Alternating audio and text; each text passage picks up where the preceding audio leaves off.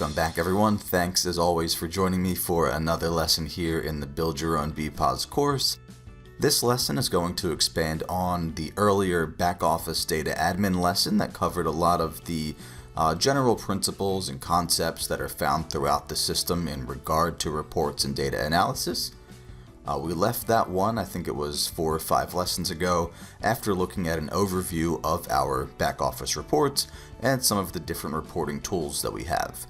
Then in the last lesson, you might recall, we took a pretty deep dive into the till balance report, which is not a transaction report. Transaction reports are the topic of this lesson though.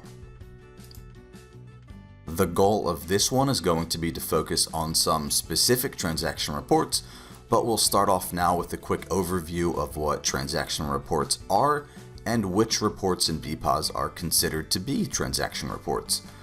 By the way, I know that I said at the start of the last lesson that would be on the shorter side, and then it kind of wasn't. I do apologize for that, but this one should actually be quite a bit shorter. You'll be able to tell by the video length that you can see on your screen. Now, obviously, I only have a general idea at this point, but I think this should be around the 30-minute mark or so. So we'll see how close I can get to guessing that correctly. Anyway, let's go. So if you recall back to the data admin lesson, our transaction reports are the ones that contain data which is directly related to specific transactions. As a reminder, the transactions don't have to be sales transactions. Stock control activities are transactions too. So overall, our transaction reports allow us to review and analyze sales and stock transactions that have occurred during a specified reporting period. Now, when compared to our summary reports that take the data from a reporting period and collate it into a summary format, the transaction reports allow us to view each individual transaction from the reporting period. In other words, and to sort of simplify the concept, maybe oversimplify it, rather than, let's say, a sales summary report that shows that we've sold a combined total of, let's say, 10 units of a product today, in a transaction-based report, we'd be able to see each separate transaction from today, where those 10 units were sold. Maybe in one transaction, 2 units were sold, and in another transaction, 1 unit was sold, etc. So some examples of transaction reports that we'll get into in a minute are the transaction journal, which is going to be in our sales report menu. We have the stock journal, which is in the stock reports menu. Within the other reports menu, we've got operator clockings. It's sort of kind of one, but it is a bit different, and that's only applicable for systems that are authorized for and use operator clocking. So if your system is not authorized for clocking, you will not even have this option here. If I go to marketing reports, we've got one called View Vouchers Issued. So this report is a bit different also and is obviously specific to vouchers being created, but it will show us the transaction for each one when it was created. And then we also have, if I go back to the other reports, we have one called the Audit Report. It's another one that is transaction based, but it is also a bit different, and we will cover the audit report in detail towards the end of the course when we look at some system-wide security features and security reports. So the 2 main ones that we will be looking at in this lesson are going to be the transaction journal and the stock journal. I know we haven't gotten into any stock control topics yet, but those are coming soon. You should still be able to comprehend the main idea of the stock journal for now, and since we don't have any stock transactions or not many stock transactions to report on yet in this database, we will head to another database to have a look at that. But for now, we will take a look at the transaction journal. So I will need to head back to our sales report menu. Yeah, a bit more about the transaction journal, since we really only skimmed the surface in the other reporting lesson and so far today. So this is a great tool for not only being able to view each individual transaction that's occurred at the tills, but also to be able to comb through each transaction's most precise details. And you'll see some examples in just a couple minutes. The transaction journal will literally show us every single transaction that has taken place in SmartPOS from till startup to just about every button press that is considered to be a transaction. And remember from the table service lesson that when it comes to table sales, each time a table is opened and interacted with, that is a separate transaction for the same table ID. And we'll see an example of that in a couple minutes also. You can see that there are a few different filtering options available. We can narrow down to a single store if we'd like to, even to a single till if we want to do that. We can also filter the report to only show sales, a handy little feature there. There are a couple other things that we'll come to momentarily, but as for the display period, while we do have all the standard period options available from the dropdown, it is not recommended to choose a display period greater than a day or two, simply because if a longer period is selected, maybe last year or current year, something like that, the journal could take an extended period of time to build, particularly in large databases that may have thousands of transactions that are recorded per day. So imagine how many transactions the report would need to generate and show us if we're running that for an extended period of time. Of course, that is all dependent on the organization, and that recommendation can be overlooked if the report is being filtered to a single store or a single till, and perhaps if only sales are being looked at using this option here, but still just take those things into consideration. By and large, recommendation is to look at this report for a couple days, but use your judgment there. Alternatively, for reporting time span, we can choose select by shift here, and then we can pick the exact dates and shifts from and to. Or to get even more specific, we can choose select by time, and we will then have the ability to set the reporting range down to the minute. Specifically, if we'd like to, I can enter an exact minute in there if we'd like to run the report that way. For our demo though, I'm going to go against my recommendation simply because this is a demonstration database without a lot of transactions that have been processed. So I am going to set the display period to current year and display the report. We've got a whopping 451 transactions is all we've got here. So let's take a look at what we've got, starting of course with transaction ID number 1, which occurred on the 14th of March at exactly 2:25:30 p.m. when I started a till in this database for the first time. We can see till startup is the transaction type. I should point out that we are looking at the standard view here, so don't forget that we can change and edit the views if we'd like to. We will take a look at one of the other views in a couple minutes, but lots of great information that we can gather here from the standard view. As I said, the exact date and time down to the second that each transaction occurred, the transaction ID, which is very useful also for transaction searches and filtering. By the way, we can search for a transaction via table search too. If we don't know the transaction ID, we can search by table number or the date that the table was closed. Just cancel that. Then we do have the transaction type. If I go ahead and filter this report and just do a quick little scroll here, we can see these a bit easier. There'll be things like till startup, which we've seen already, but we've got cash sales, cancels, table transfers, so on and so forth. This that we're seeing here is not an exhaustive list, again, since I've done only limited transactions in this database, but gives you an idea of the level of detail and the different transaction types that the system will show. But then we can see the till where the transaction occurred, the operator who was logged into the till at the time, and the monetary transaction total, if there is one, but that's a bit dependent on the transaction type. Also dependent on the transaction type will be a product name and a stock mode for the products. If there is a product, it's going to have a stock mode.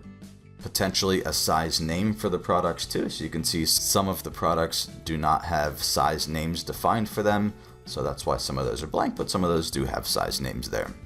And then also, if we keep scrolling over, we have the unit quantities that were sold for those products and the net total amounts for those. Then again, dependent on the transaction type, we could possibly see a payment name and a payment amount. I'll have to scroll down a bit here to find a payment, but there we go. We can see that for this cash sale, this is all the same transaction ID number 6 here, that we had rung up all these separate products, and we can see each line for each product that was rung up there. And then finally, at the end of that transaction, we have the separate transaction line there for when that was cashed out at $477. But anyway, just a quick example there. Again, this is the standard view for this report, unedited as it would be in your system with these same data columns here. If I scroll down a bit, we can see some of the other transactions that have occurred in this database during this reporting period that we're looking at. We can see some canceled sales. So they can be the type of transaction to take a good close look at.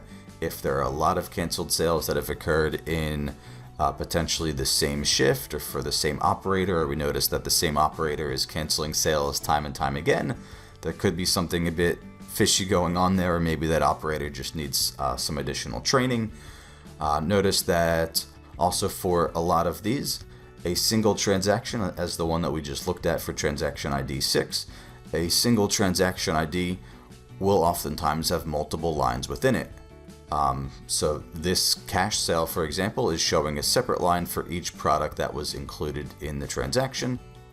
If I scroll down a bit further, we can see some, try to find a table sale from a few lessons ago. There we go. So more on these in a minute, because we do have a different view that we might prefer when looking at table and account sales.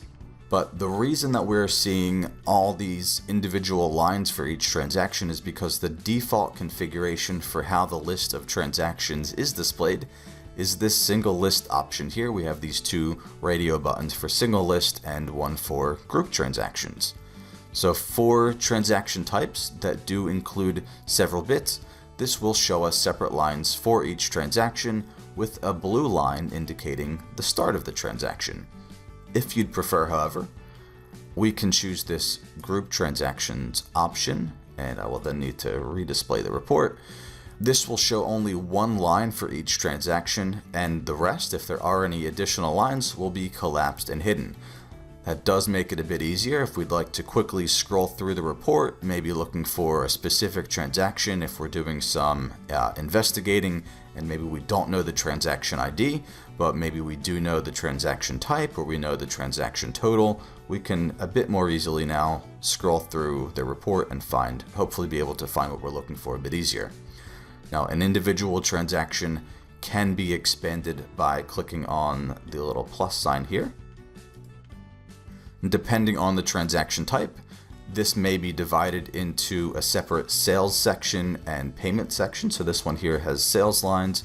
I'll try to find one that has payment lines as well. So we've got all these sales lines here for this particular transaction.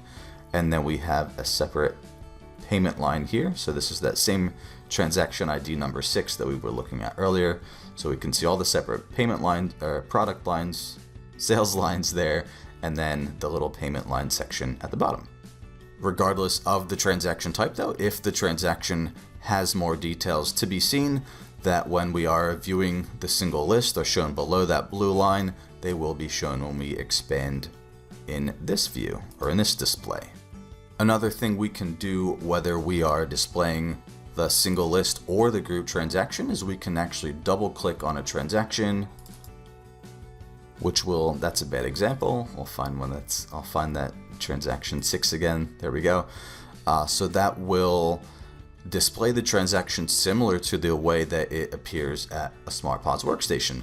Again, depending on the transaction type, this might not really be valid. We saw that last example was not really valid, but this one here certainly is, that we can see that full transaction in this type of view instead if we'd like to. So if it is something like this, a cash sale or a table sale or a canceled sale, we will be able to see it laid out in this format. If we are in the midst of some sort of investigation, we have an option in this window also to display key logs. So maybe if I close this one, I'll find one that's a canceled sale that maybe has some things in it. There we go. So we have this option here called display key logs.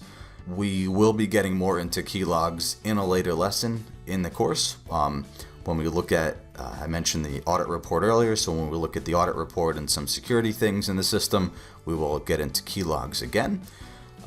Essentially though, they are a date and time record of each individual button press at the till, again down to the exact second. So when we're looking at the key logs for a specific transaction, or for a specific transaction ID, I should say, for here we're looking at transaction ID number 17, we can follow along. We can basically relive everything, every single thing that the operator did during that transaction. So we can see every prompt that they've encountered, every button press that they've made, how they've navigated through the till, so on and so forth.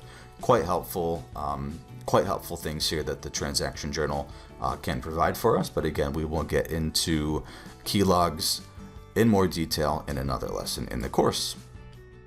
Before we wrap up the transaction journal though, I do want to show you one of the other out-of-the-box views that we have for it. This relates back to our table service lesson.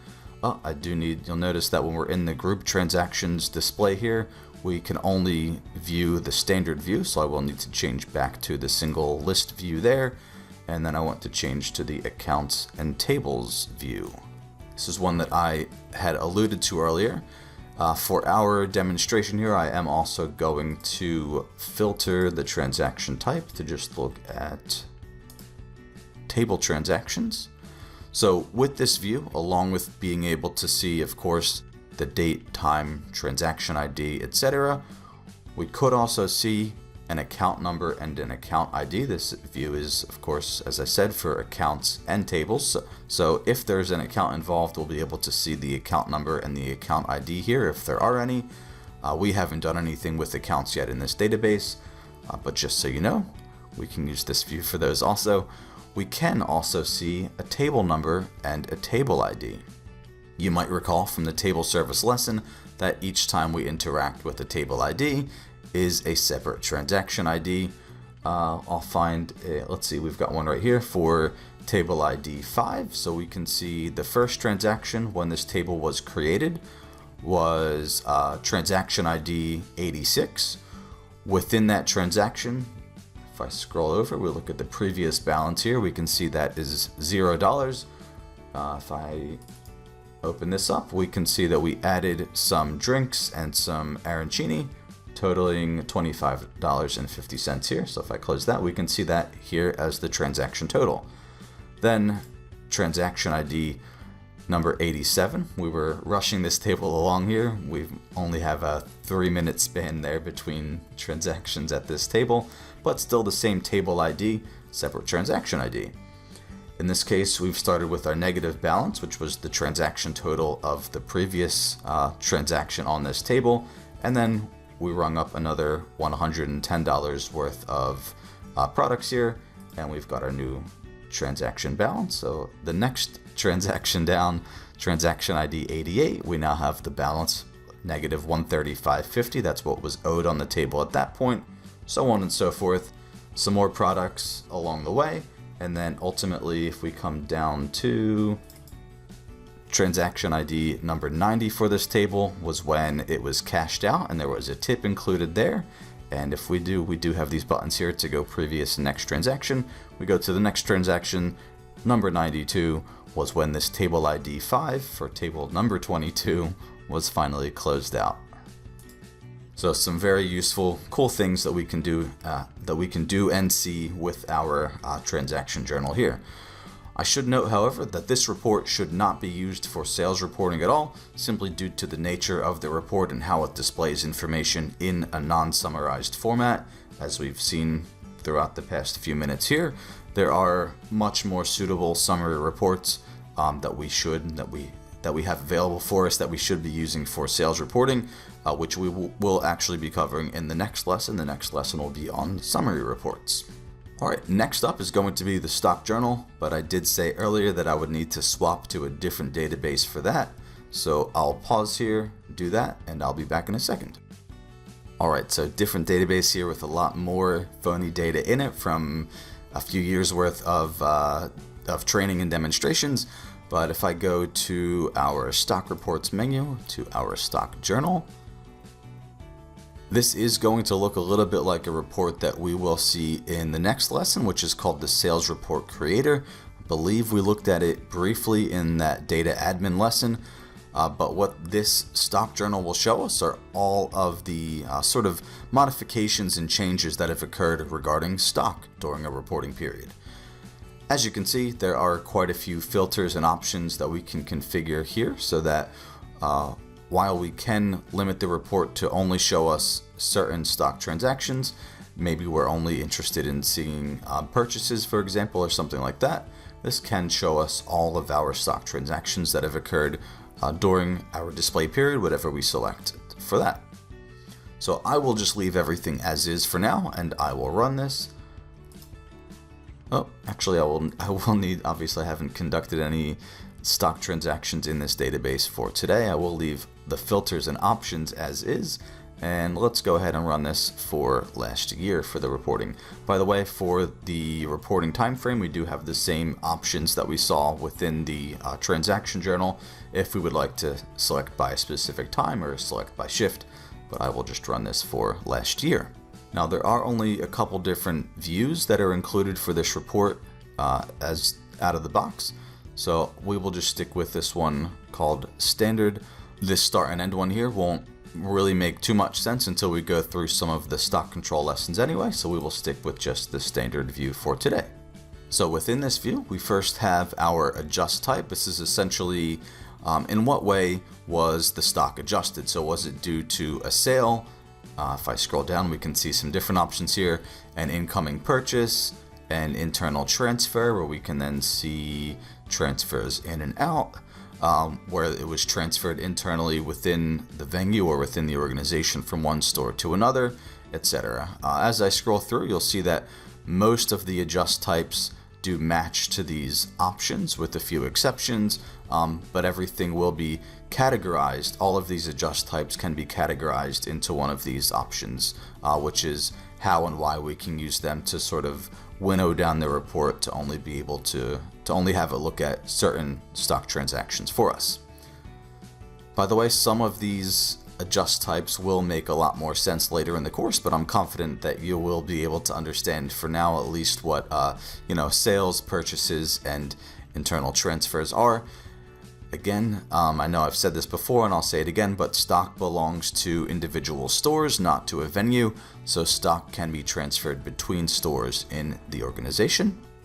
But anyway, aside from just the adjust type, we can see, same as the transaction journal, down to the exact second that the stock adjustment occurred, essentially when the stock transaction was initiated in the system. Then we can separately see next to that we have a separate column called date time applied.